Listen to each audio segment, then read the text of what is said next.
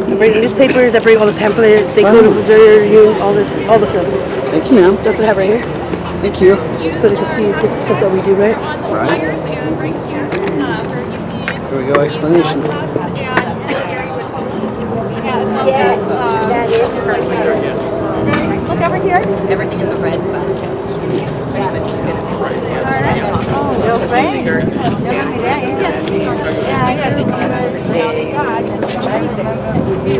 Yeah, they have it. Guys, I'm just going to do a little quick thing so I make sure. I'm serious? Well, yeah. All right. Builds Black Lives Matter, right? Keys, not cuffs. Oh, yeah, I like it. Okay. Would you like to take a picture? No. Okay. And if you post anything, you guys use the hashtag. They're on your flyers. Spaghetti. Take it out there. Some garlic bread. You'd be amazed. It was first week. I'm going to We grab. had like 20, 30 people. These are Second week. if you're taking pictures, use the hashtag. And if you'd like to get your picture taken for the website, I can also take a picture with your camera. If you'd like, would you like to take pictures like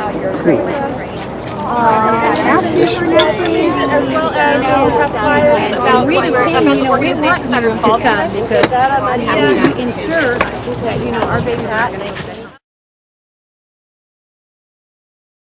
Okay, my name is Lisa De Brito, and I have been a homeless advocate for the past 20 years. I began my advocacy in Melbourne, Florida, and I have continued that advocacy in the 4 states that I've lived in, including Central California.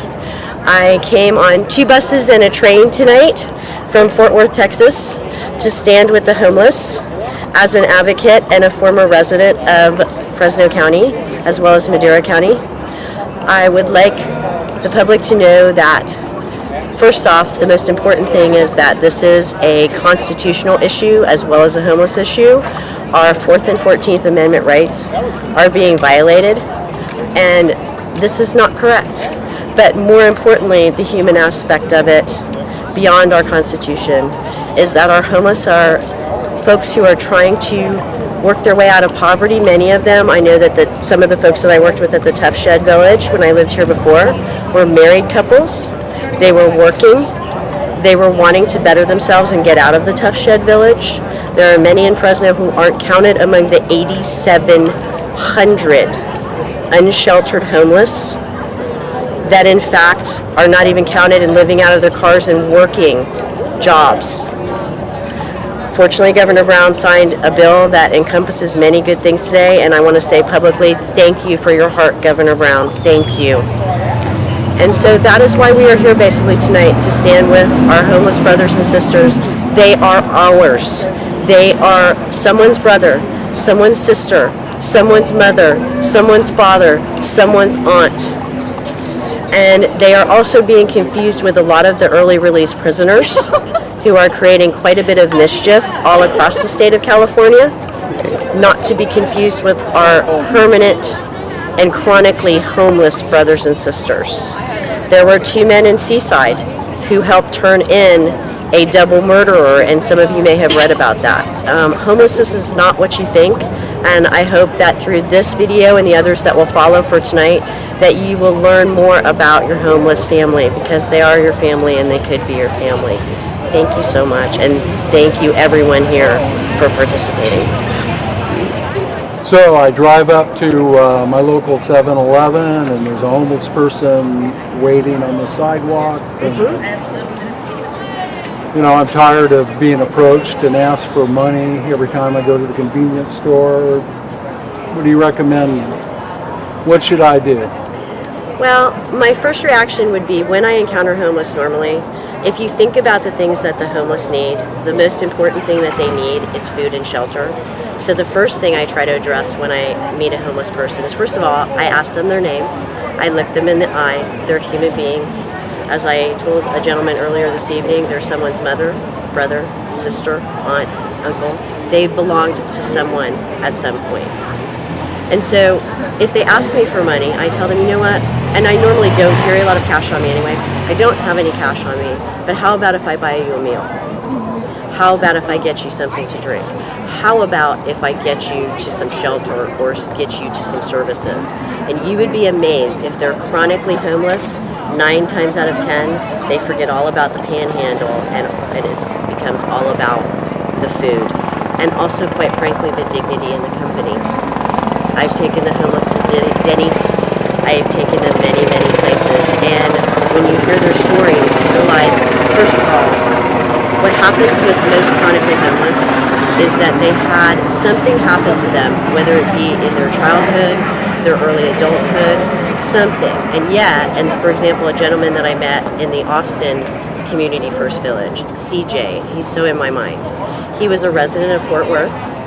He had a rough childhood, but he pulled himself out of it. He became an honorably discharged Army vet. We do have a number of speakers. There'll be homeless people talking about their experiences and what this no camping ordinance is going to mean in their lives. Can you hear me in the back there? Yes. This has pretty good acoustics. That's great. We're going to have a couple of attorneys that are going to talk about the law and challenging the no camping ordinance on a constitutional basis.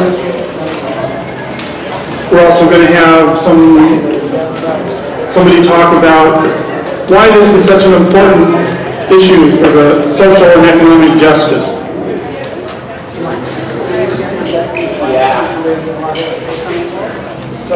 Better back in the light?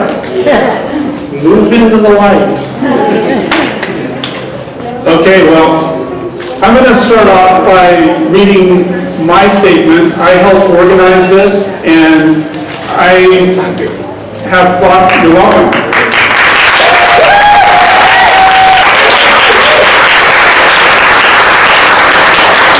And it's already a successful event, and we're drawing attention to this issue.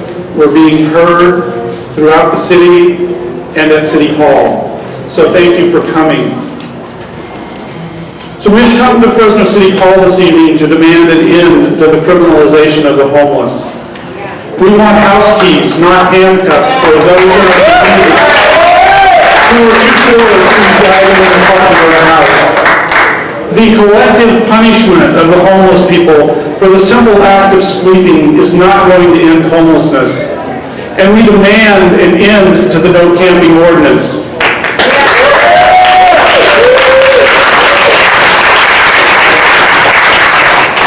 Passing laws to punish the homeless and make their lives more difficult and miserable has got to stop.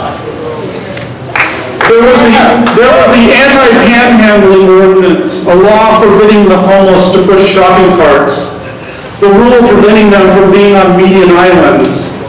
They are currently shutting down recycling centers, and now the homeless no camping ordinance is being implemented today. This is not going to end homelessness. Homelessness is a result of the political and economic system that we live in. The lack of affordable housing and social services have resulted in the situation that we have today, with people literally sleeping on the streets. Being homeless is not a personal problem. It happens because our political leaders have not prioritized solving the problem and directing the resources needed to end homelessness. We can do better. Another world is possible.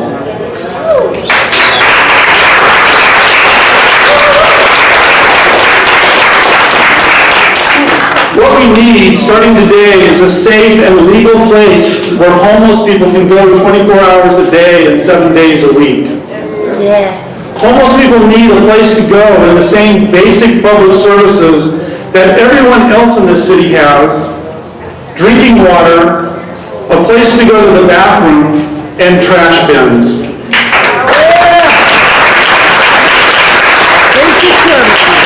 In short, the homeless need to be treated with dignity and respect.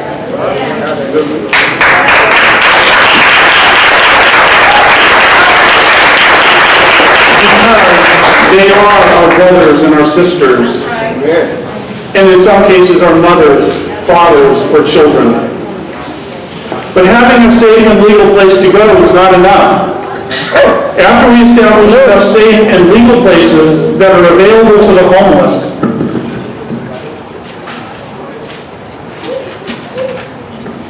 we need to start finding them permanent housing. We also need to provide the resources for whatever social services they need. That might include, but is not limited to, job training, education, recovery from drug or alcohol addiction, and mental health services. Every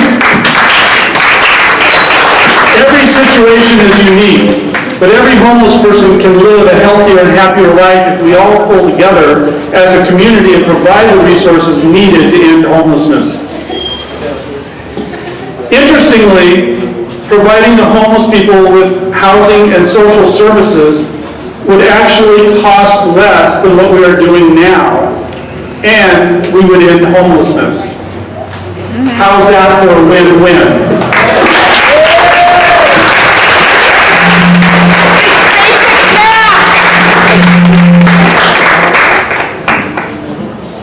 Our next guest is passionate about social justice, has been involved in advocating for a living wage, marriage equality, environmental sustainability, death with dignity, Black Lives Matter, gun control, and other progressive movements.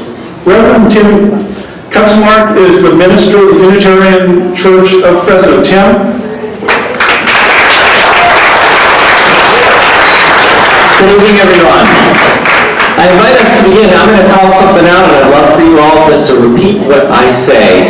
How could anyone ever tell you? How could anyone ever tell you? You were anything less than beautiful. You were anything less than beautiful. How could anyone ever tell you? How could anyone ever tell you? You were less than whole. You were less than whole. How could anyone fail to notice? How could anyone fail to notice that your living is a miracle? How deeply you're connected to my soul. We gather here tonight to say that to the most vulnerable people here in Fresno. We come here tonight to stand on the side of love, to stand on the side of justice, to stand on the side of dignity, and to stand on the side of respect. And we don't come to just offer dignity and respect to those of us who are fortunate enough to have houses.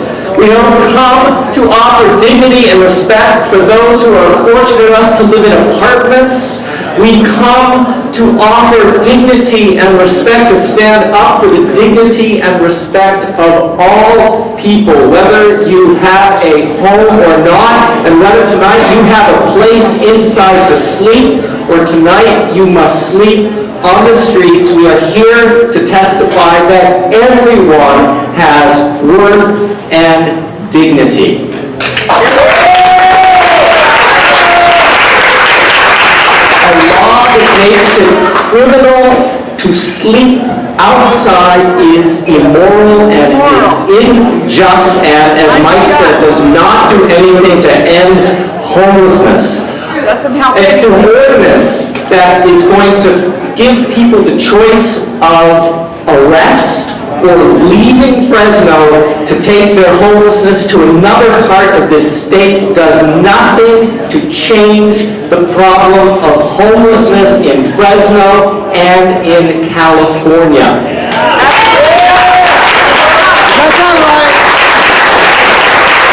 Now, I know that some who are gathered here tonight are prepared to camp out in defiance of this unjust ordinance. And I am here to remind us, and you all, that civil disobedience is okay in the face of injustice and wrongdoing. Remember Gandhi. The situation changed in India because of civil disobedience, so you stand in the shadows of Gandhi. Things only changed when Rosa Parks and Martin Luther King and so many others said no to unjust laws, and they broke those laws. They risked arrest. They put their bodies on the line to say no to what is wrong. And tonight, I know that some of us gathered here will do the same. We are not doing anything wrong. We are doing what is right. May it be so.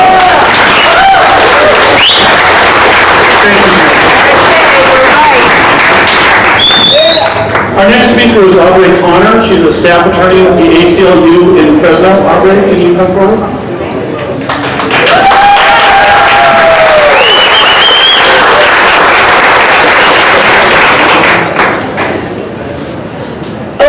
Over a month ago, Fresno City Council had the opportunity to bring together and unify people such as how we are here today. But instead, they decided to divide this city. They decided to criminalize individuals just because of their conduct and their status by saying that if you don't have a home, you don't have a place here in the city of Fresno. And this ordinance, as we said to Fresno City Council at 2 different city council hearings, is deeply flawed, and it was rushed. And we believe that they are teetering on the lines of constitutionality. We told them that this ordinance gives power to the police, and it gives them unfettered discretion to decide whether or not and who is worthy of resources, or whether or not someone is going to go to jail, or whether or not someone is going to pay a fine. And who is to say that Fresno Police Department is the right entity to make that decision?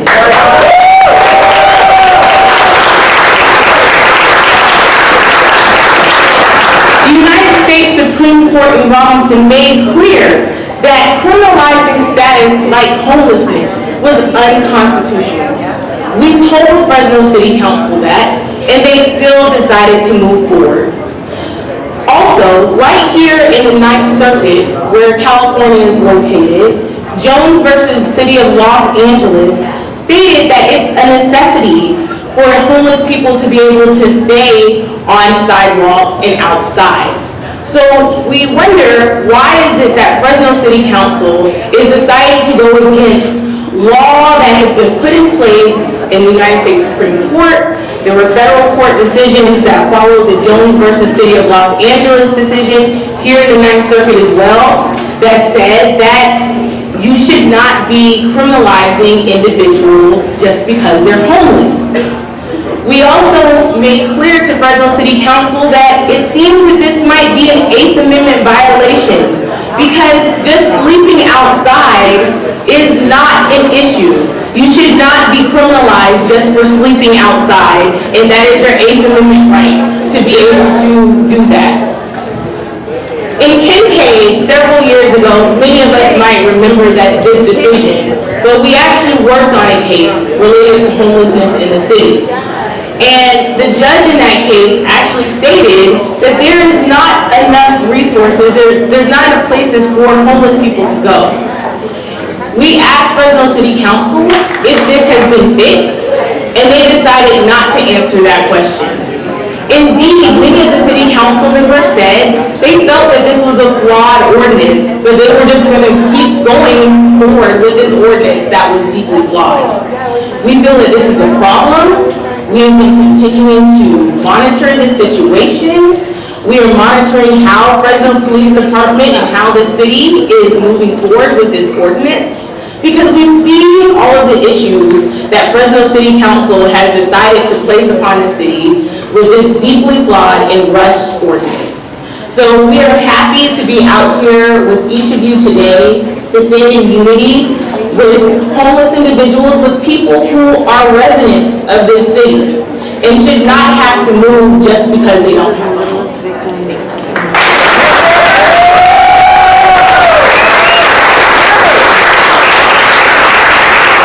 And Aubrey brought some Know Your Rights cards, so please pick one up before you leave. They're very good to have with you at all times, or at least know the information on them. Our next speaker is going to be Carolyn Phillips. She's a local attorney. She's going to be talking about the legal rights of the homeless and what they should do if arrested under the no camping ordinance. And then part 2 of that is giving us some instructions for those who intend to stay the night and risk arrest. Carolyn?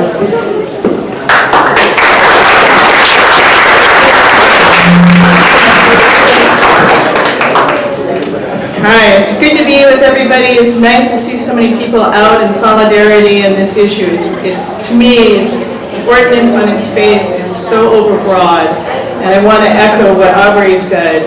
It gives the police so much discretion to decide what to do. Under the ordinance, it becomes a misdemeanor for someone to be camping on public or private land.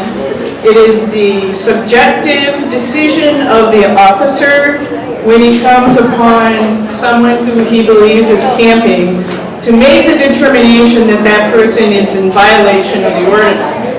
Once the officer does that, the ordinance allows for that officer to also exercise his discretion to decide whether or not the individual who may be arrested should be given an opportunity to access services, housing, mental health services, social services, rehab services.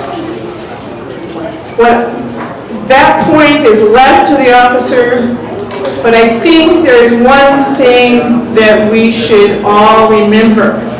If an officer approaches you, you're camping, you are located somewhere, where that officer comes up and says, you're in violation of this ordinance, it's my intention to arrest you. At that point, if you are willing, what I suggest is that you demand housing.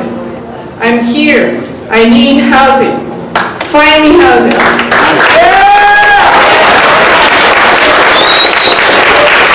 And I take that because I think the experience has been, the majority experience has been that there is no housing. If there were housing, there wouldn't be people living on the streets. But I would suggest this, demand and insist, if they arrest you, or they intend to arrest you, you say, no, I want services, I want housing.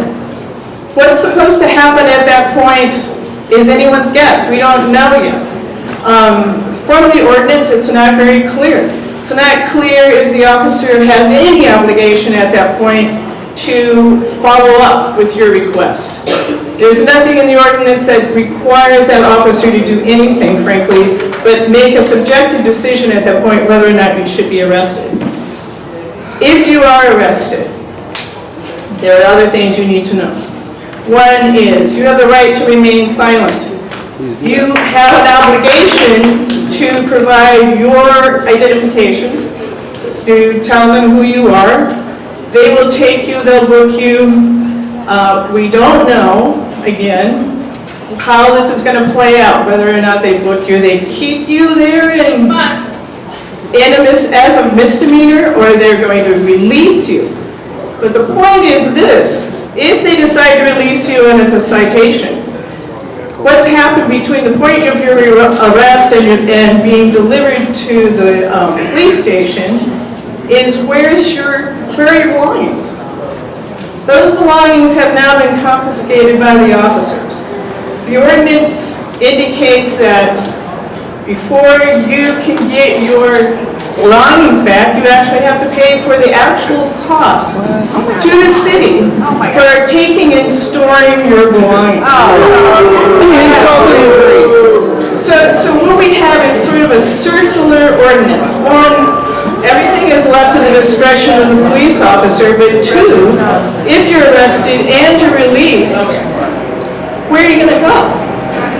If they haven't offered you housing or they haven't given you an option to be somewhere else other than camping, it seems to me that we have the cycle starting all over again.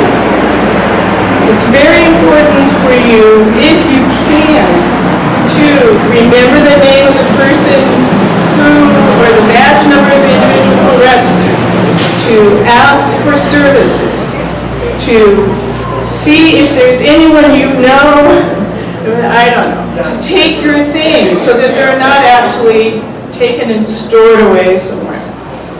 You know, if you're arrested, if they don't offer you services, and you're released, they will cite you. You'll have a date to come back and make an appearance. You should be appointed counsel. You will ask for an attorney. That's number one, and it's very critical.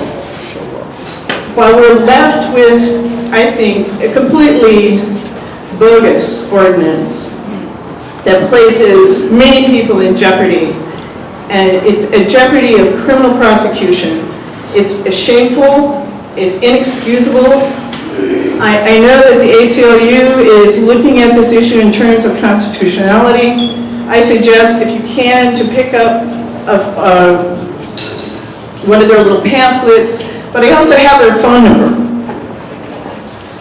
My suggestion is, if you can, to call the ACLU if you're arrested, if you're harassed by the police, and just tell them what happened, what was your experience. That number is 415-621-2493. It's on the cards, and it may be on some other information that we have here. So that's, you know, in some ways I feel a bit at a loss, because the ordinance at this point, as far as I know, unless someone has any other information about it, I don't know of anybody that's actually been arrested yet. So I don't know how this is all going to play out.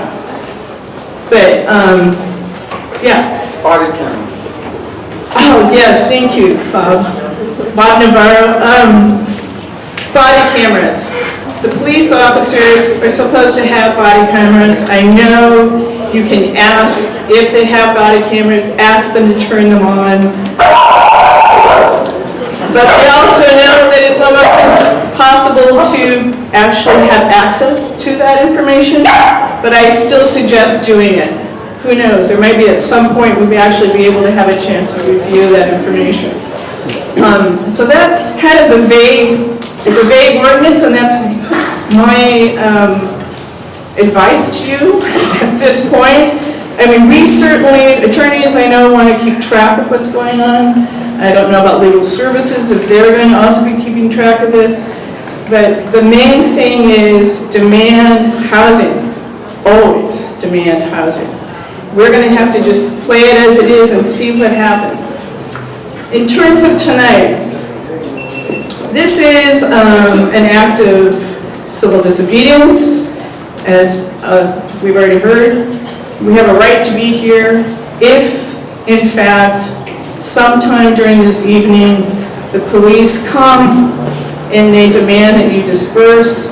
You, at that point, have a decision to make. You can disperse and avoid arrest, or you can decide to be arrested. If you decide to be arrested, understand, I know with Occupy Fresno, even though the jail is right here, a couple blocks away, they actually brought paddy wagons, put everyone in a paddy wagon and drove them all the way over to be booked. But that's what will happen, you'll be booked.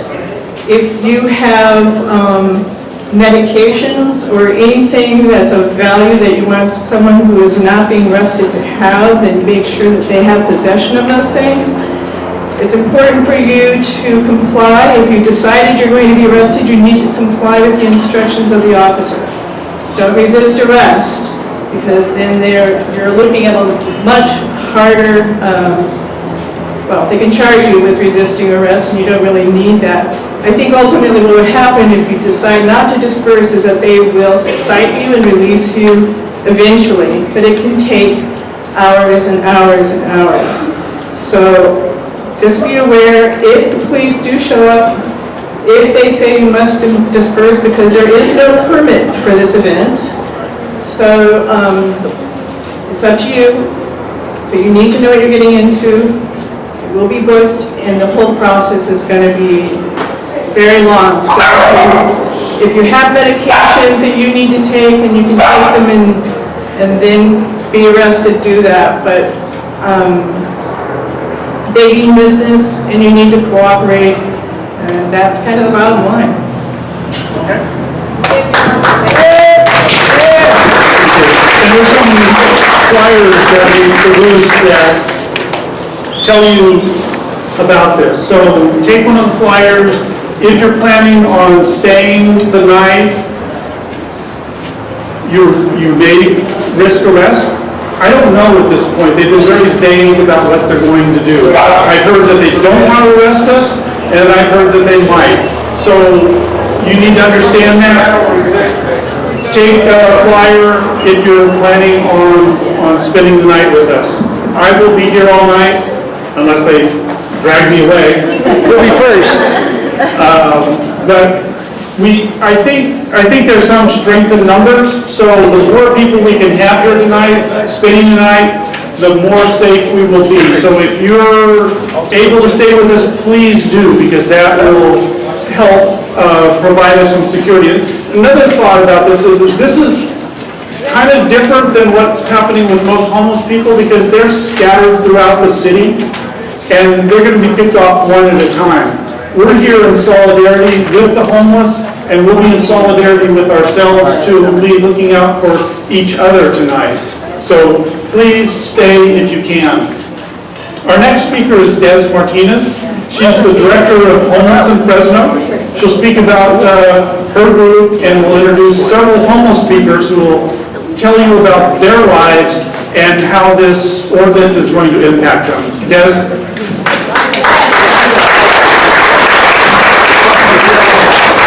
Anybody else wants one of these sheets? They're right up here. Please help yourself.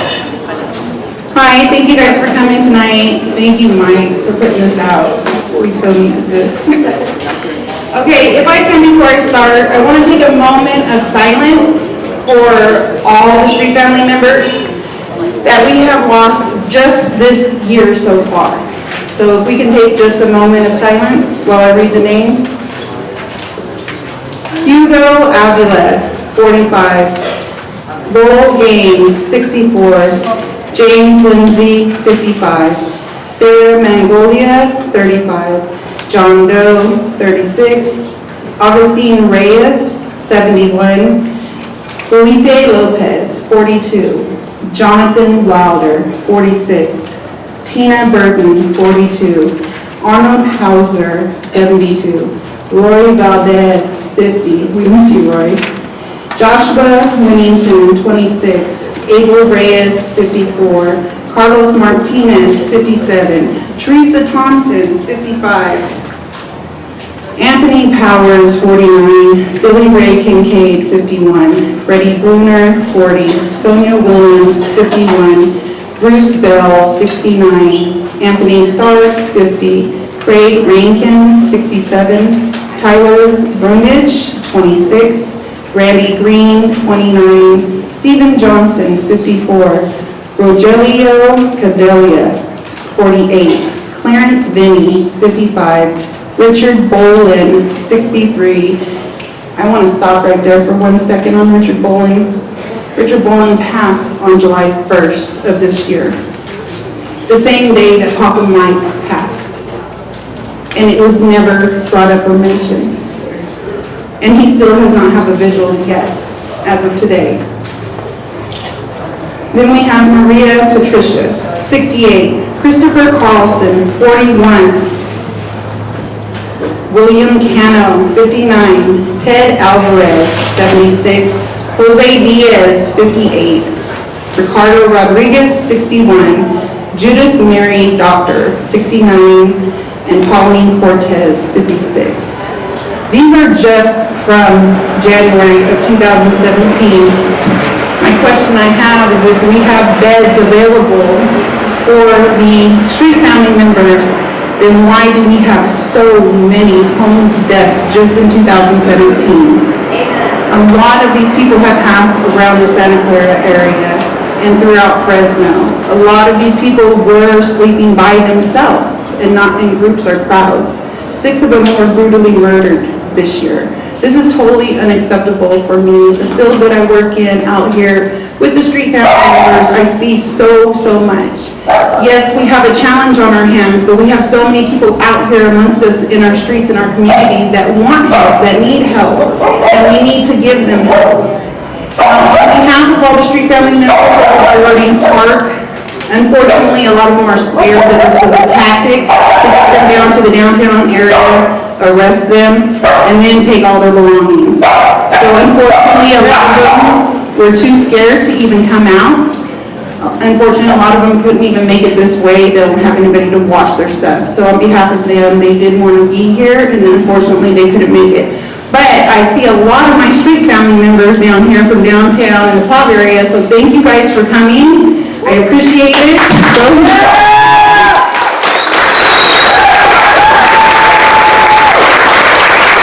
Wonderful. I want to call a couple of people up here that can explain to you what goes on out here. I really want you guys to take time just to listen. I know a lot of people say the homeless people just complain and they just make stories up, but we gotta listen to some of it. We gotta listen to half the story at least. Because maybe it's exaggerated just a little bit, but there are real things going on out here that people really don't want to believe. And it's against the street family members with taking their stuff and threatening them or using any type of psychological warfare on them to get them to give up their stuff. So first I would like to call Andrea up here. I've been working with her for a while. And she's one of our street family members. So I want to go ahead and give the mic to her and let her speak. I just want to say I am a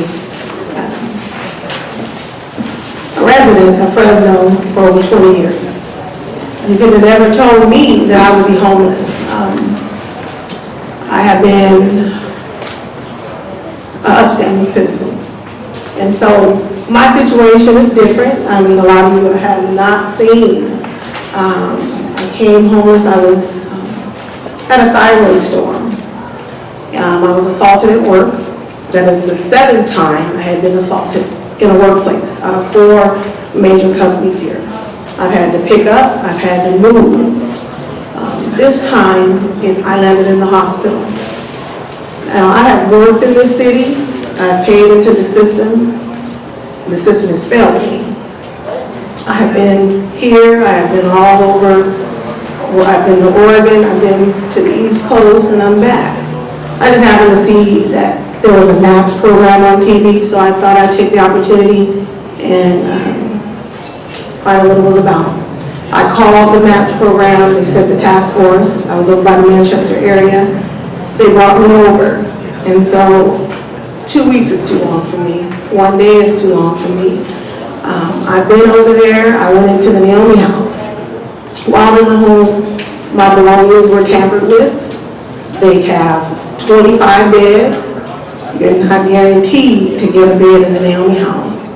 Some other things have happened to me in the process, and so it has cost me. I've been trying to get into the Evangel home from the moment I became homeless. It is a 30-day program. Haven't been able to get in there because of circumstances surrounding my situation. I called the rescue mission on Clinton 99. They had beds available, but they wasn't taking anyone in. I have never done drugs. I'm not an addict. I don't drink. I don't do any of that. I've raised my son in this city. My son has had to pick up and move to another city. But while I've been at I stayed in the sheds. I've done everything that I can do. What more can you do? Social Security didn't come through. You're constantly denied. It doesn't take 5 years to get no Social Security when you have worked since I was 17, I'm 49. I've worked all the way up to that thyroid storm, basically. And so it doesn't take 5 years. The system has failed me. And as I look around and I look at a lot of people, I don't know what it's going to take, but I have never been arrested so to be sick and have to come into the streets and try to pull your life back together is really hard. And then now you're going to be arrested for 6 months. I was there at the meeting. I think that's a little tough.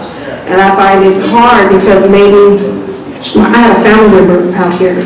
I didn't know her circumstances. I didn't know where she was. And then when I got wind of where she was, I went to go get her. You could have never told me that we were going to change places. She's no longer on the streets. I'm on the streets. I've been treated horribly. And so for me, I just think this is a sad situation. I don't know what it's going to take. It's going to take more Yeah, we may rally, but we're gonna have to deal with some businesses as well. I mean, Social Security, 5 years, it should have came through within 6 weeks. And that's all I have to say. I've met some nice people. And I just pray that they don't arrest. It's not necessary. They went through this years ago. They did clean up. But my thing is, you can clean up, you can give them a place to stay. Emptying out. But what you must do is find a process that will keep them off the street. Not just give them keys. I need keys. I'm sorry, I need some keys and I need some money.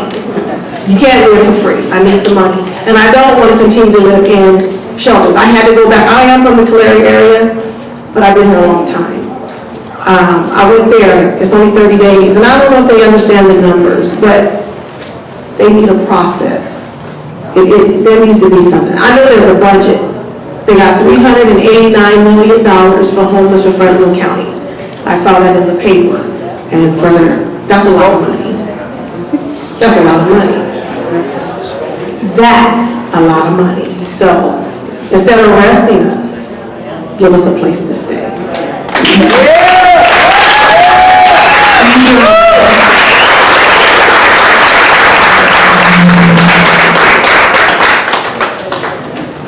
Okay, our next speaker is Gina. Is Gina here?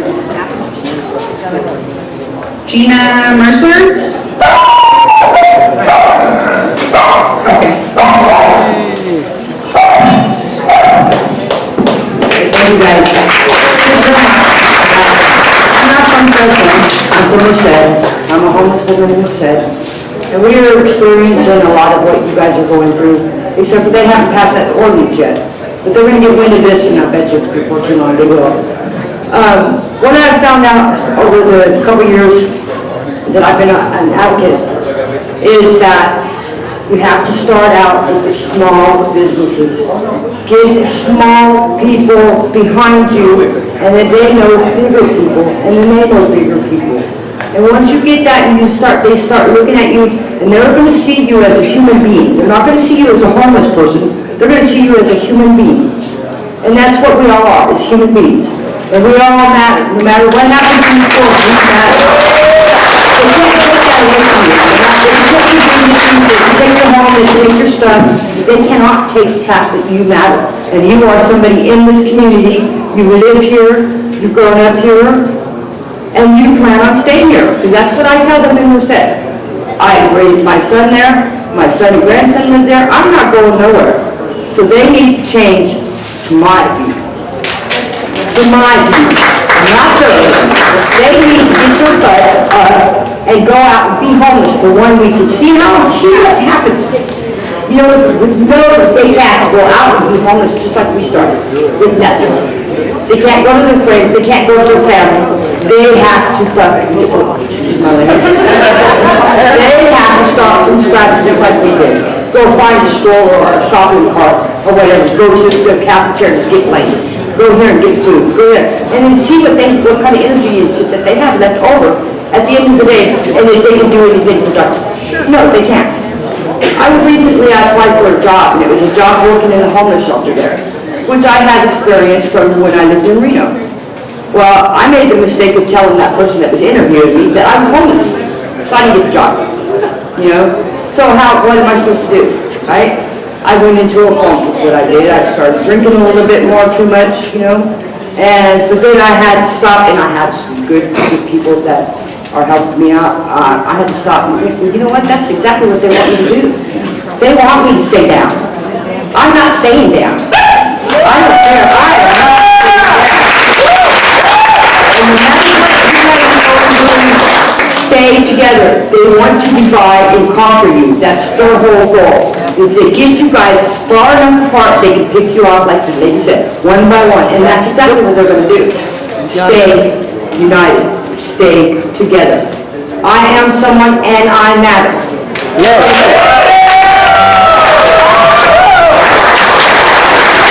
Thank you so much for that. I want to bring up somebody else. If you guys follow Homeless in Fresno, you've seen him many, many times on there. So I want to bring Sunny up. Yay, Sunny! guys. And Sunny, how long have you been clean now?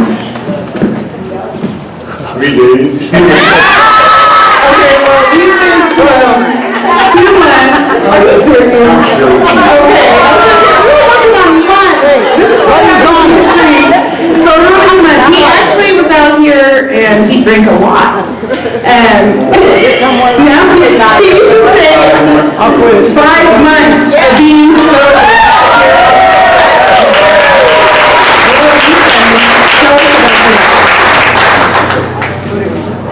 Okay, this is not a prepared speech. I didn't need one. I've been homeless forever, off and on. And I tell you, it's not something, it's not cake and ice cream. When I was younger, it might have been fun, but now it's not nowhere near, and it's not a choice. A lot of times you run into problems out here which you, at most times, hope to avoid, but eventually they catch up with you. You see it happening with somebody else. What I'm talking about, not necessarily, it doesn't have to be necessarily police harassment or anything like that. It is that too, because when you're homeless, I'll change the subject a little. When you're homeless, you're going to do a lot of things which are unacceptable to the status quo. And many times, you're going to get those tickets that they're giving out. In fact, I got one in my pocket for pushing a basket. $500 to $600 one for pushing a basket. Yeah, but I got it down to $15 a month because I acted like I couldn't pay it, which I couldn't really. I'm paying it. I get food stamps. I get periodically. I get true relief. Meanwhile, I get nothing. You know, and even if I did, I'm in a position where we live in a bureaucratic system, and it's like it's designed to keep their heel on me. Because if I accomplish anything or get too much that's unacceptable to social services, then I'm penalized again. So it's like, whatever I get out of social services, it's like, we'll give you this little if you don't get any bigger than this box of cheese. But then you try to accumulate a place to stay property, they want to know where you got the money, you know the story. But anyway, out here, you get a lot of people out here are disoriented. And that question is not posed to them when they go through with what I go through.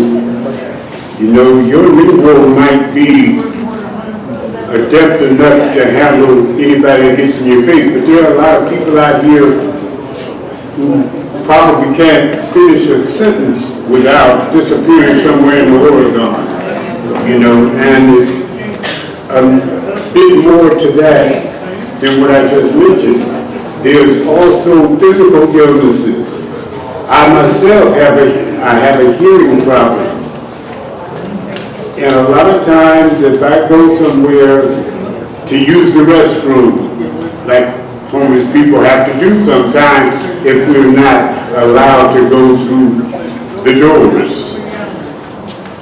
If I get stopped, which I have, if I get stopped by an officer and he says something to me, what are you doing back here?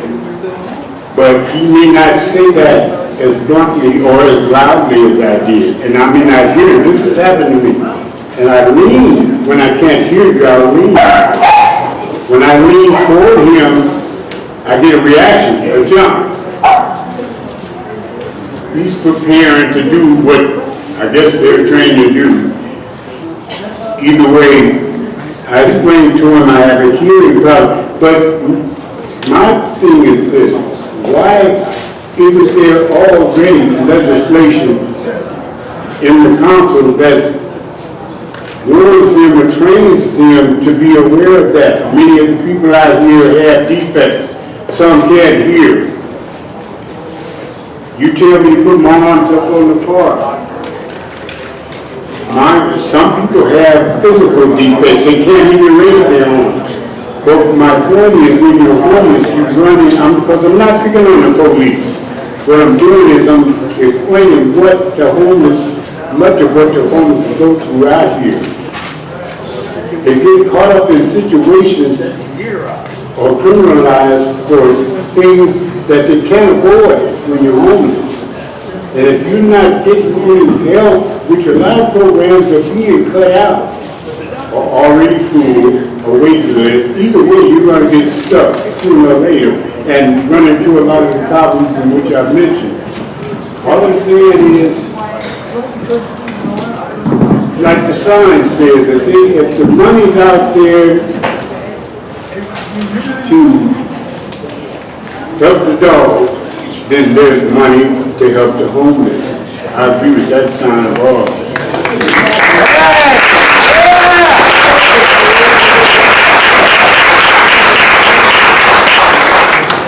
I don't want to say too much.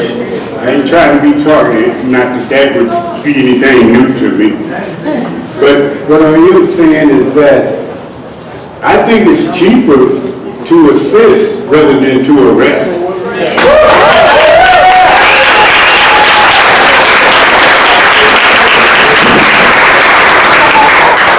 And I'm going to say this and I'm leaving it alone, but I'm really disgusted at this law that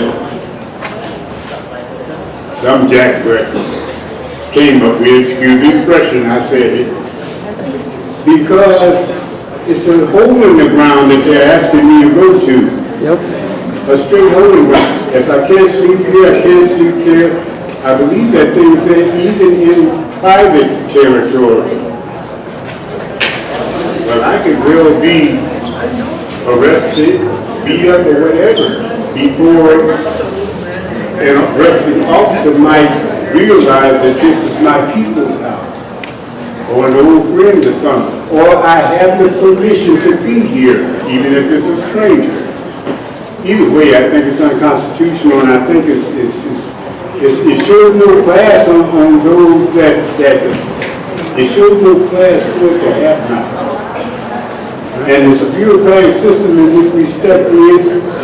You got smart people trying to help us, but you got some geniuses trying to keep us in it. Right. And it's working, it seems. You know, I respect, I see your picture all the time. I read the paper all the time, Advocate. I read Advocate, so I can keep up with what's going on, you know. And I thank you for what you've been doing for years.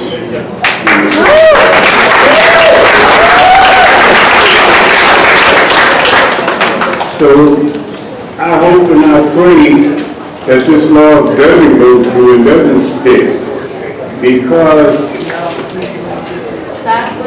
many of them don't know what homeless people go through, and many of them don't want to know and don't care. And I already know that.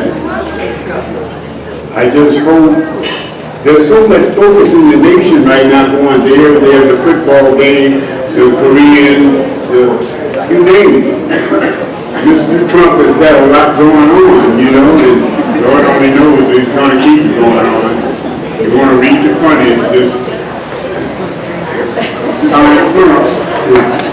don't read the regular politics, I just don't see what Trump's doing, and it's funny.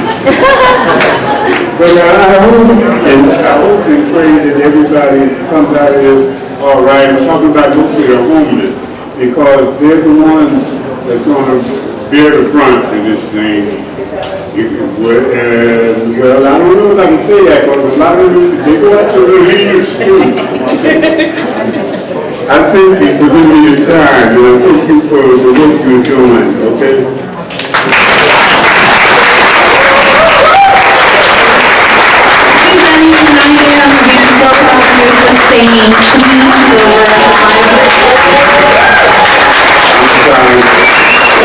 She's been wonderful. I gotta give her a credit. And she won't let me get away. I find him wherever he goes. Thank you guys. We have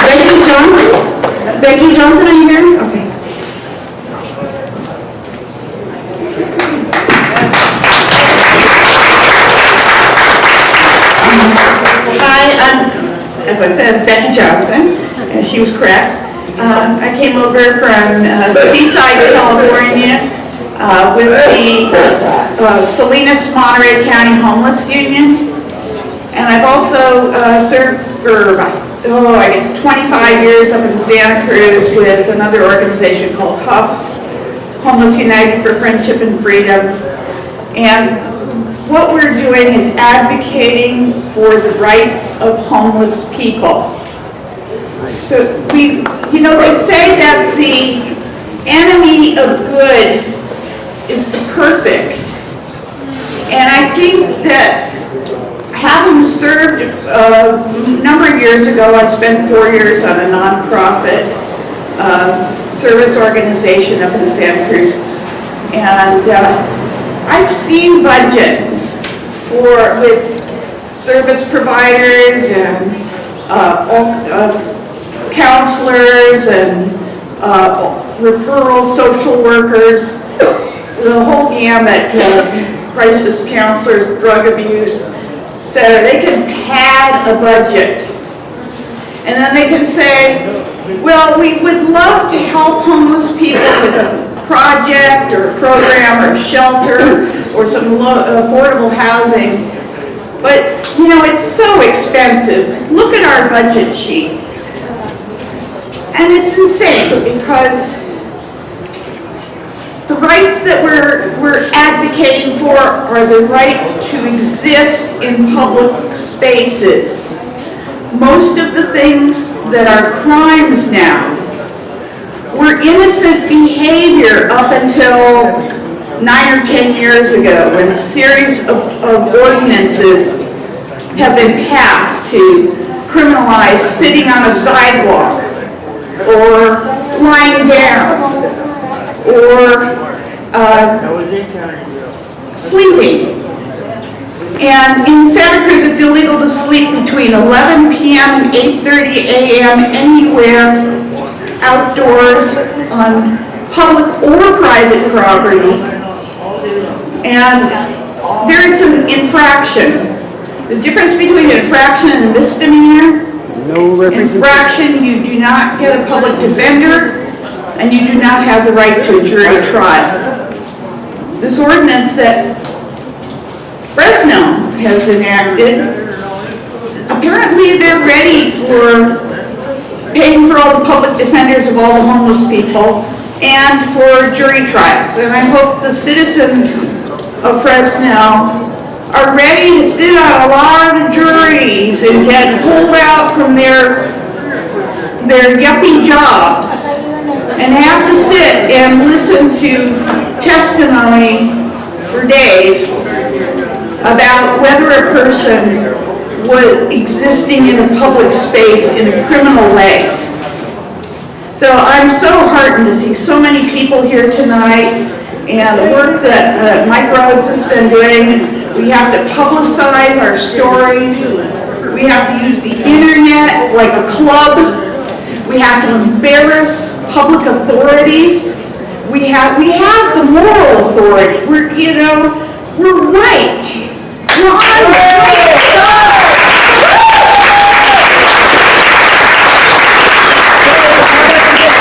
We're on the side of justice. We're on the side of humanity. And it's Yom Kippur tonight, by the way. Sunset to sunset, so I hope nobody's eating or drinking anything. But anyway, it's a day of atonement.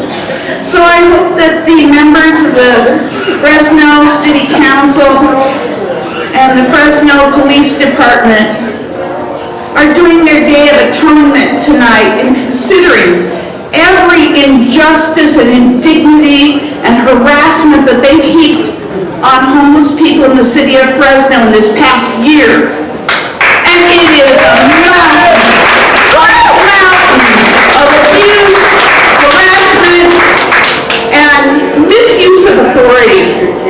We need to respect our police, but when our police are set out to hunt homeless people down like prey and fill our jails up with people who just need a home, go on tonight. All right, well, thank you for coming. Thank you guys so much. I know we're supposed to keep them really short. We have one more of the street family members that would like to come up with you guys, and then we'll be done for the part. Billy? Billy? Billy's over there sleeping because this is the first time they actually get to sleep in peace. We're very protected right now. Thank you, Billy. Hello, everybody. First off, I'd like to just say I love you guys, and my heart goes out to you. We're all in the same boat here. You know, we're all people. We all feel things. You know, it seems like we're up against Fresno now. You know, and the world's changing around us. You know, and the Bible talks about it. You know, it says all these things must come to pass. We're seeing them happen. You look around and you look at Matthew 24 in the Bible, and it says these things right here. You know, people are going to choose the things of the world over love, over what God is, and you know, we're going to watch the hearts of man wax over. You know, people are going to start forgetting about what we were created with, compassion and love, and so don't look away from one another anymore. Love one another. You know, when you see somebody suffering, do what you can, even if it's just a little.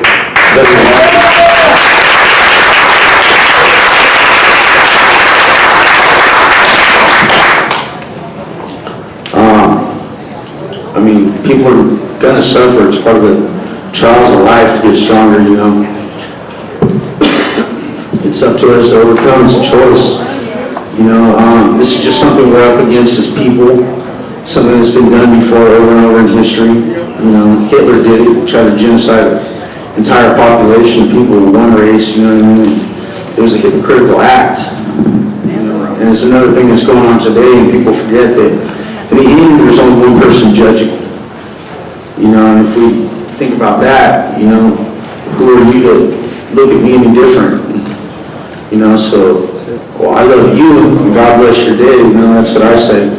You know, at the end of the night, you know, I have my righteousness and I feel just. I feel like wherever I'm sleeping, I'm safe and I'm not hungry and I'm protected. You know, and God gave me a whole world to live on, not a house. It's like living in a cave. You can't even see the heavens. You're just staring at the ceiling and you're blind by, you know, all the things that's going on around you. You're not really living life for what it's worth when you're inside of a house. You know, you work all month long for this income and you go stay in your mansion and you know, you don't even know what your other room looks like because you're too busy working. And it's not that you don't have the ability to work, it's that some people have different preferences in life. Some people are guided by, you know, a different hand. It's not our own feet that are walking, it's not our own voice that is speaking. You know, we give it to something else that's stronger than ourselves because, well, it is what it is. You know, life takes us places that we don't understand, and if you can't handle it, then that's the point where you lay down and die. You know, if you're meant to handle it, you know, you keep on moving forward. And I believe, like the thief in the night is death. You know, it comes when it comes. Nobody knows it. You know, so keep on living until that time. You know, we're human beings. We love each other compassionately.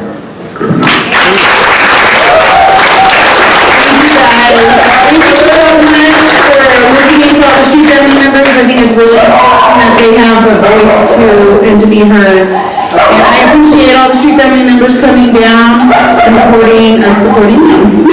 So I'm going to hand it over to Michael. We got something to tell you. I'm going to give the mic to Wes White, who has come here all the way from Salinas, and he brought us the sound system. If it wasn't for Wes, we would not be listening to this tonight.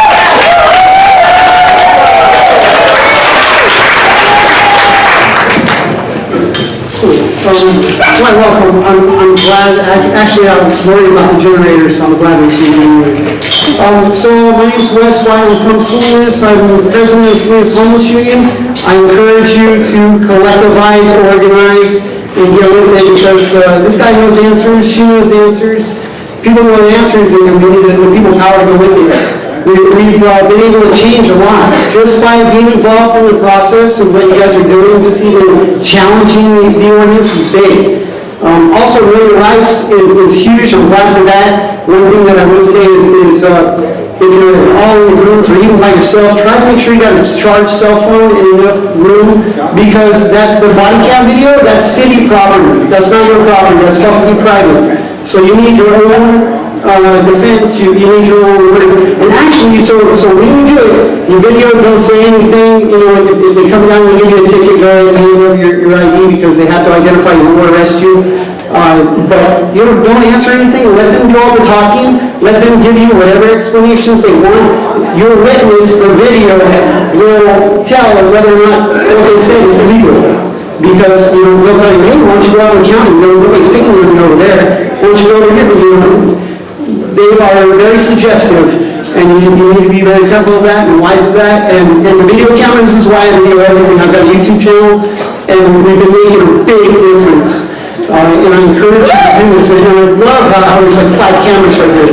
So this is your best friend. The camera is your witness, and it's going to get you out of trouble. So please do that. Get involved in the process. Get to talking to your people, your electeds, your county. The city, in my city, we got 3 guys. You know, I call them the Holy Trinity: the manager, the mayor, and the attorney. These 3 guys can unilaterally say, I don't care that I'm going to make the counties responsible for the jail, the judge, and probation.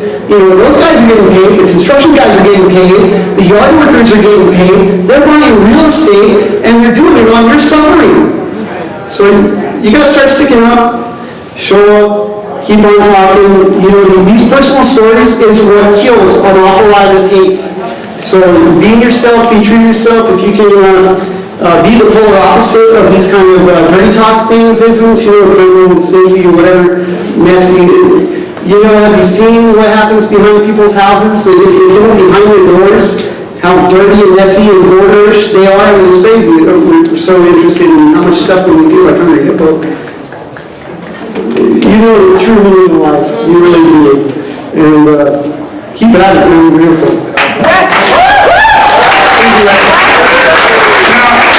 During the time we've been talking, we've gotten an update on what the police are planning for tonight. So if you're interested in that story,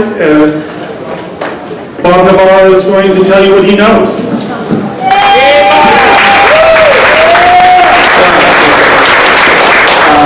I spoke a little while ago with Larry Donaldson, who's with the city attorney's office. He handles their misdemeanor cases. He was the one who was trying to prosecute Reverend Harris a while back. Anyway, so this is what I was told. He was very nice to give me this information. The position of the police is that the no camping ordinance, the homeless criminalization ordinance, goes into effect at 1 minute after midnight tonight. Oh wow. Okay. So we can stay here until midnight, but anybody remaining after the stroke of midnight is suddenly, like Cinderella, a criminal. And so at that point, they will, at their own discretion and at their own chosen speed, I suppose, decide whether or not to come in and start talking to people and seeing whether they are committed to staying on the property or whether they will, as was discussed before, accept some of the alternatives that the ordinance is supposed to provide to people.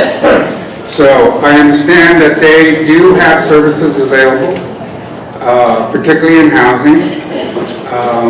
They say there's Matt Point and Pavarella House apparently has some room. So people staying will be given those options. If they do not accept those options, it appears that you will be subject to arrest. How that arrest will happen, Mr. Donaldson didn't know. As was mentioned earlier, Carolyn and I were the attorneys that occupied Fresno, and they did, you were arrested. You were handcuffed, you were put in a paddy wagon, you were taken to the jail, you were booked, you were held. I was in jail for 7 hours.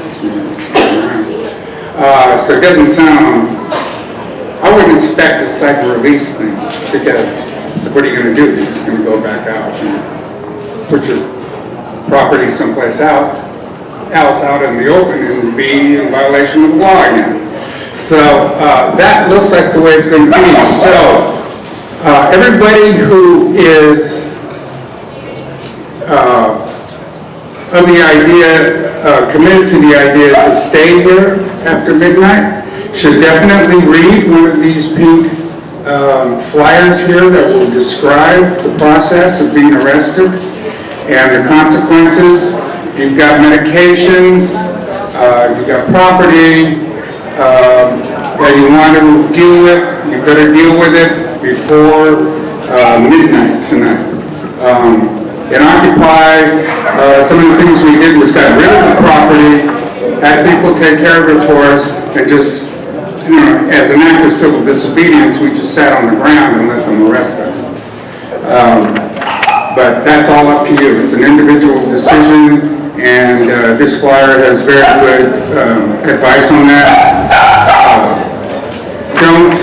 My advice to you is, you know, certainly be peaceful. If you're making that commitment, because you can leave now and not risk this. So if you're going to stay, let's make it peaceful. Don't resist the arrest. But also, you know, by providing your name, asking about services and anything else, very little beyond that is your only obligation. You don't have to give the police any information beyond that, and I advise you not to. So anyway, that looks like the situation, and I'll tell you, I'll be here after midnight. I'll be here too. It would probably be a good idea, if you're planning on staying, if you want to camp out here tonight, to give us your name and the contact number so we can be in touch with you after whatever happens. So, I'm assuming that Steve Brandow is not here tonight? No, there was a rumor that he was coming. He wanted to talk to us. So I was going to give him an opportunity to answer our questions if he was here.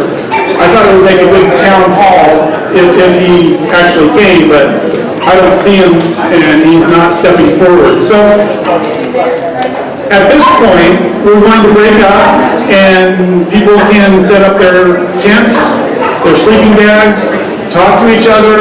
There's going to be people playing music. Jerry, did you want to say something? Yeah, I think we have one more person that wants to talk. Jerry Bill is with the Dakota Eco Guard. Here you go, Jerry. Yeah, hi there. You mentioned I've been running Dakota Eco Guard for over 4 years now. But in August, we took a trip to the Northwest visiting family and friends. We went to 9 different homeless sites there. And I got a little flyer that's being passed around of some of the places we went, cities that actually do something for the homeless. And of course, what they do isn't enough for all the homeless, but at least they do something. Like in Tacoma, they set up a tent city for homeless just this last summer. We went and visited. They got 90 people living there who were living on the streets. And they're now living in a safe and legal campground in the city of Tacoma. And we also visited some tiny home villages in Seattle. There's 7 of them in Seattle now. We only went to 2 of them. We visited a tiny home village in Olympia, another one in Portland, 2 more in Eugene. And these are all supported by their cities. They're on city land for free or for $1 a year. Some of them get city funds to operate. There's county social workers that come in and actually have office space on the site to work with the people. There are places that know how to do this better. The city of Fresno is doing nothing. But we could learn from these other places. So there's a little flyer with colored pictures on it going around. That's what it's about. Okay, Jerry, thank you. We've gone much longer than I expected.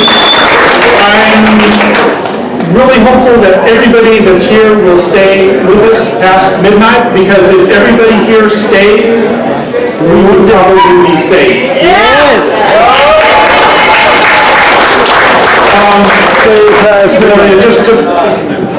Okay. You know how we have Coney Islands in Fresno? The ordinance is a city ordinance. So if the brothers and sisters go to the county, police cannot arrest you there for a city ordinance violation because you're in a county item.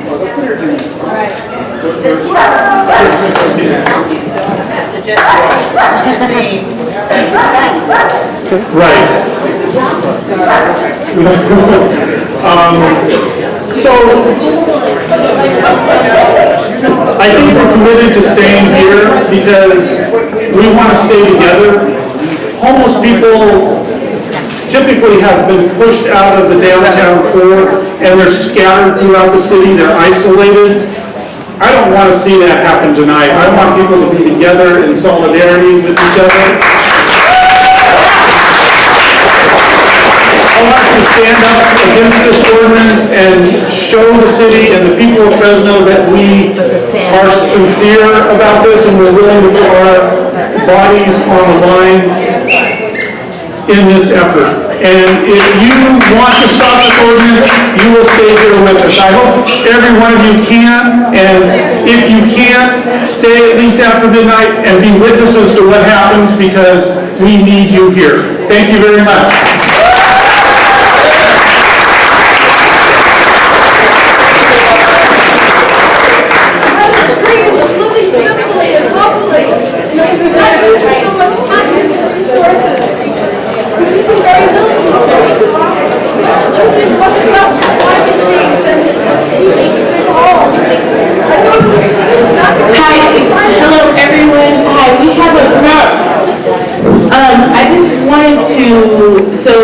There's been a lot of different things that have been said by potentially different police officers, and so we went and just like clarified a couple things that might be important for people to know, especially if they're staying here tonight.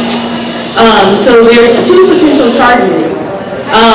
There is the actual anti-camping ordinance, so if you're in violation of that. Also conspiracy to violate the anti-camping ordinance, which will potentially, that can be a fine of up to $10,000. Now, I explained to the officer that, you know, if people are protesting on public property, that is your right to do that. And so it would be very difficult to bring a conspiracy charge if people are protesting because you have to have intent.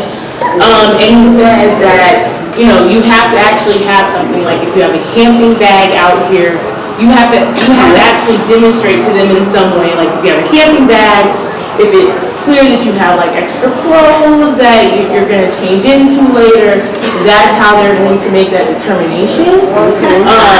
And so if you're just out here, you're sitting, you're standing, if it doesn't seem that you're going, if you don't have like a camping bag, that is not something that they can arrest you on, and he just confirmed that with me. So that is, you know, if you're going to stay out here, just know that there are ways around some of these potential violations that might come up.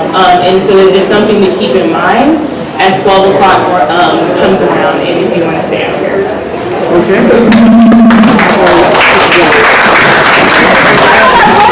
I'm qualified for public assistance. Tents were the only safety net I had.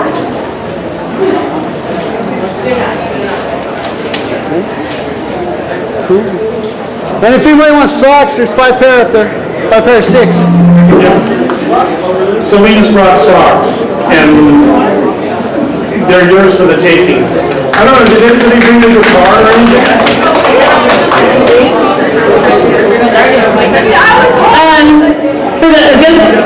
I don't know who is organizing, but one of our organizations, if you want to stay connected with, just on this one, if you want to stay connected with us, we have a mailing list in the front, and I also have flyers, but for the homeless that are here, one of the organizations has markers and paper out the front for you to share, like what is it that you need.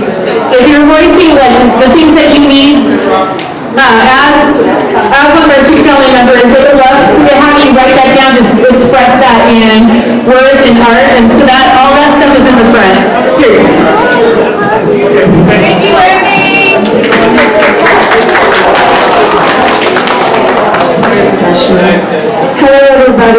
for coming out.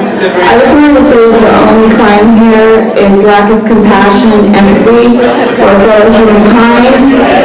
Nobody has thought about the other victims or children of the homeless, such as these two, who have been considerately placed in a safe place because the homeless man was afraid of getting arrested and was worried about his children.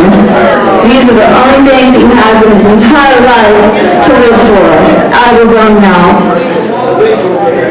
There is a huge overpopulation of animals in the valley. Nobody has made plans for what's going to happen to these animals when the homeless are arrested. Will they be turned loose on the streets, or will they be sent to the CCSPCA to be killed? The people, of course, cannot afford to get them out. So please say a prayer for the animals. If you have the ability to foster for the homeless people, or get these animals into a safe place until some kind of injunction can be put into place, please help out your local rescues, because babies like this will die. They have a parent who cares for them very, very much. Please consider the animals as well. Thank you.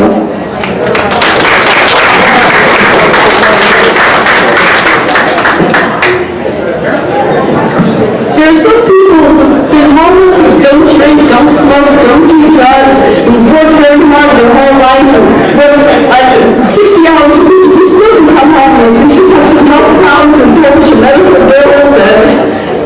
And the thing is, the homeless people live in tents and don't use heat, use sleeping bags, and get treated less than global warming than the people who live in the big homes. They should be the heroes, not the criminals. And we're going to achieve our city's goals and even commuters, if they can stay in tents and not commute back and forth and home to work every day, they can't buy work, and they just stop reduce global warming.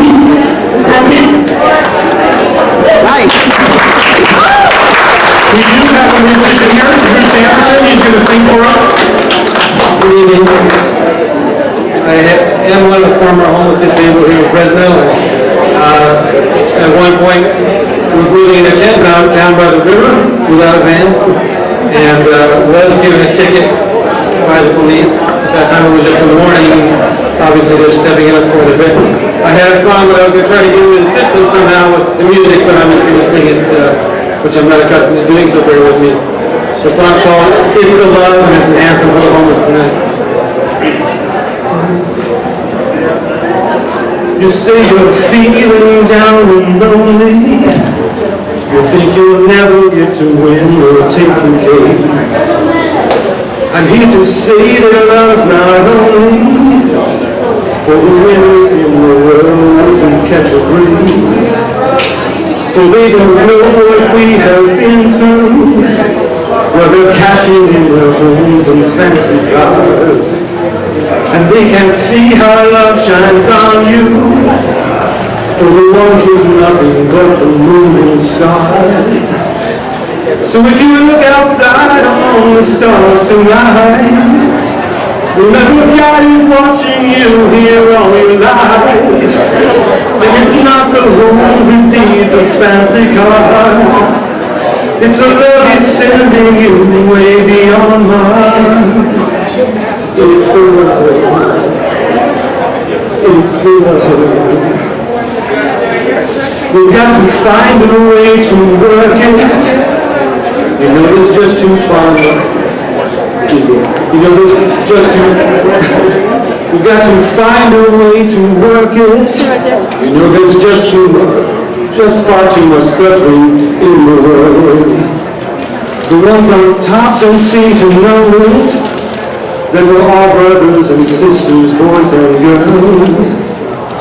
So I have come here for your pleasure, where there's many places I could be tonight, to let you know I'll be your measure is the only thing you need here to take flight. So if you look outside among the stars tonight, remember God is watching you here all your life. And it's not the homes, the deeds, or fancy cars. It's a love He's sending you way beyond Mars. It's the love. It's the love. Thank you.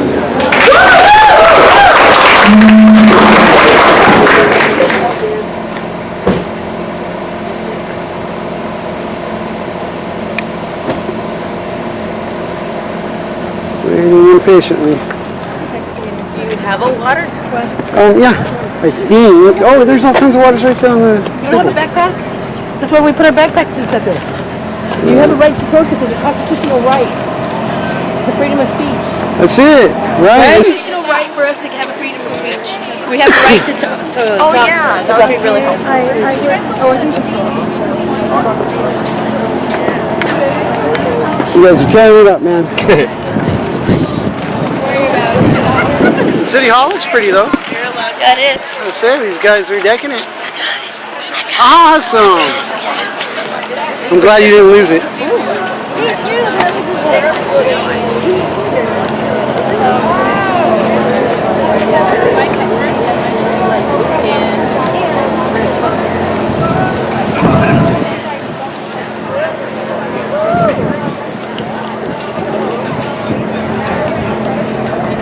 Well, they can pull my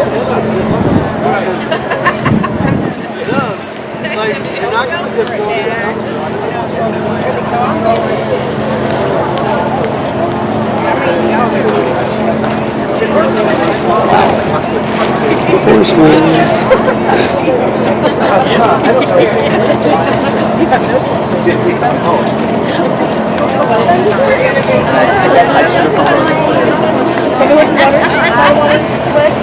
I got one.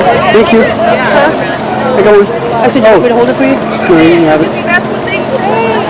That's what they say to all the homeless people. See, you know what I think police officers are? I don't see her coming back. Oh man, good thing I'm thirsty.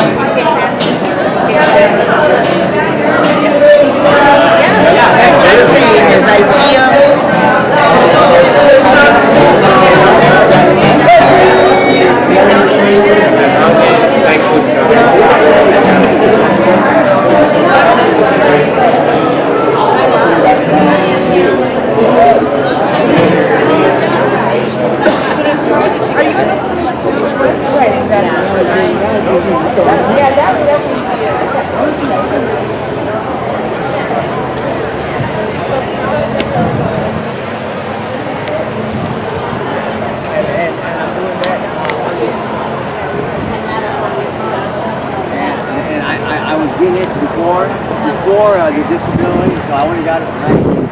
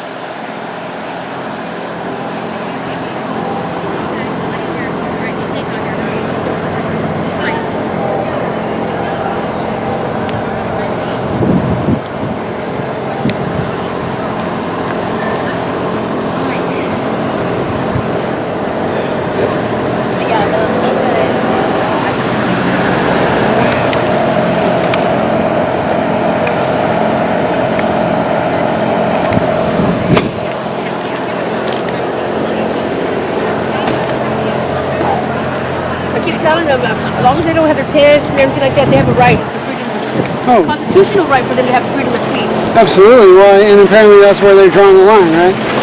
But They even if you have, to be here. Yeah, They don't have a right. They can't be here. Where do they go? even if you have stuff, it's protest. You have to rest.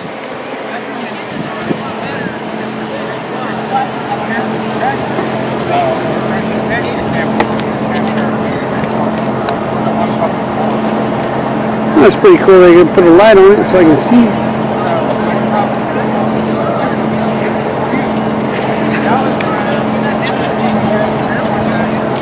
I'm sure I can read it though.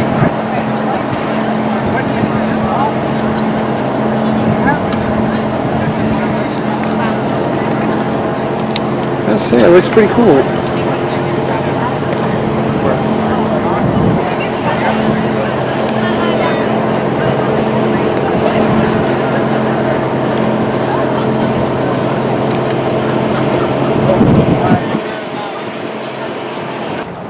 Where to be? More cops staging off to the side because they're sneaky. Only 3 at the moment. It's 11:25.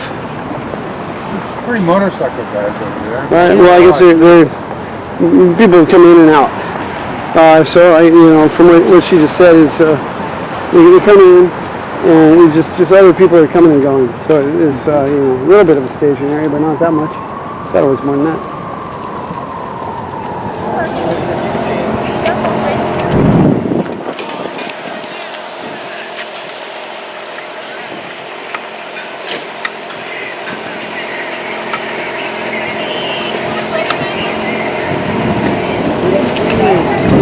It's not encrypted. Huh? I think I just heard the scanner, and it's not infected. So. Your address, man. I'll send you your house so you can sleep in your backyard. Right.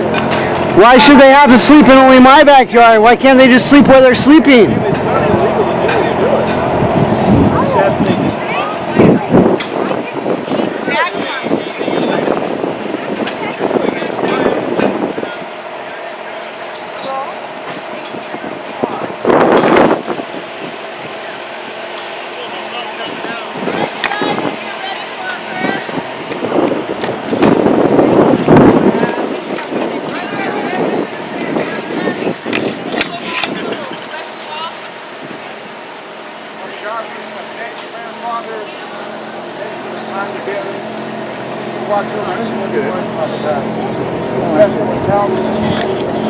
happiness, Father God, walk there, Father God.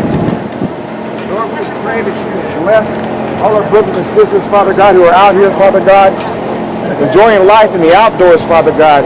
Not homeless, Father God, but living the way you intended us to live, Father God. That you bless them and protect them, Father God. If you change hearts of the city council, Father God, to be equity, respect, and dignity, Father God, that we deserve, Father God, as human beings, Lord.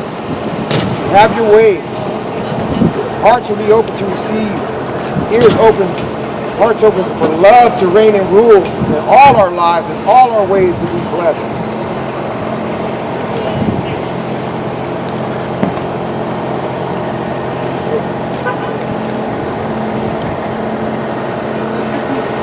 Any way that you pray to your God, mine, I believe the Lord Jesus Christ, but each one thank their God in the way your beliefs, they're respected here in this circle. This is a circle of life. We respect and have dignity for each and every one. Diversity, that's who we are. We're a diverse nation. We all have different ways of living and thinking. We're just thankful for life today. We just praise you. In Jesus' name I pray.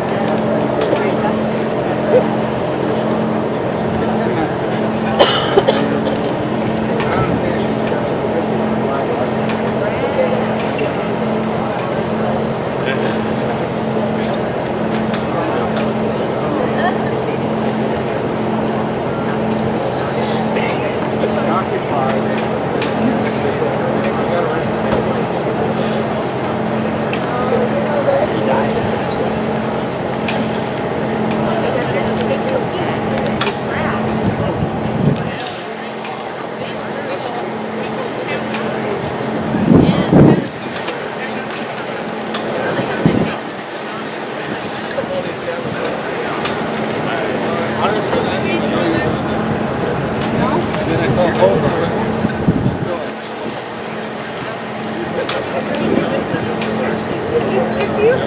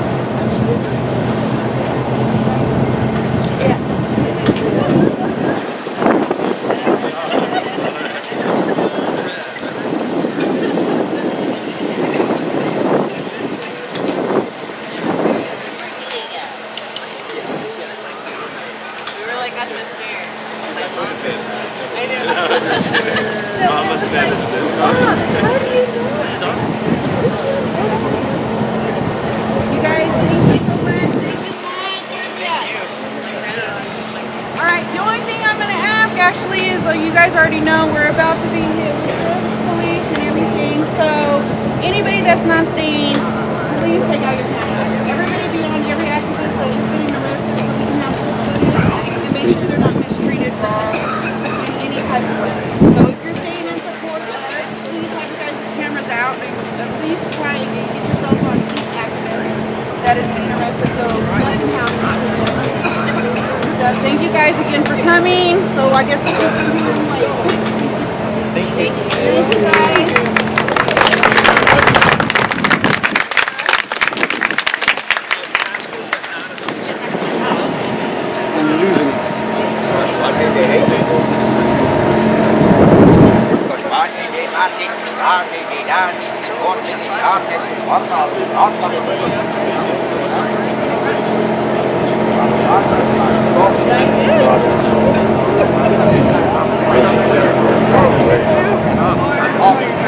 Jimmy.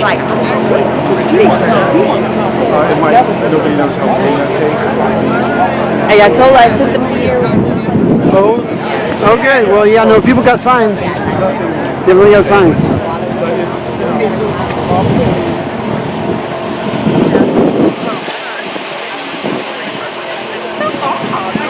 I have a feeling they're going to wait until people start running down. That's when they're going to start cracking. 2 or 3 in the morning, you know. That's what they're going to wait for, is wait for people to start laying down and getting tired. That's when they're going to start cracking on people. Right now, Do you know how much energy you got right now? Right? till dawn, all the way till 8 in the morning, right? Why they're going to get tired because they can't have that. Oh, the whole process. Right. Yeah, the shift change at 3. At 3? Yeah, so they leave by 2. Well, there goes the signs. Okay, no, there's 7. So 3 in the afternoon, 11 at night, and 7 in the morning is their shift changes. But yeah, by this night shift. So Astoria. I'm at the Astoria. And I was sitting there.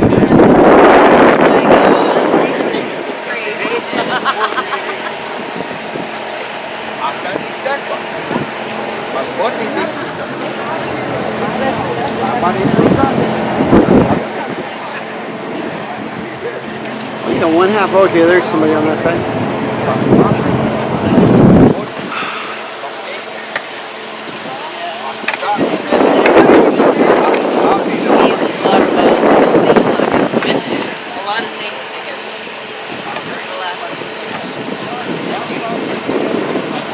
Okay, so 12:30 and all is well. 12:30 and all is well. Cops are waiting impatiently. Little Standing Rock generated light. They're all waiting impatiently. We'll probably get you in the middle of the night. Casey, KSBW's counterpart. Good luck, Fresno.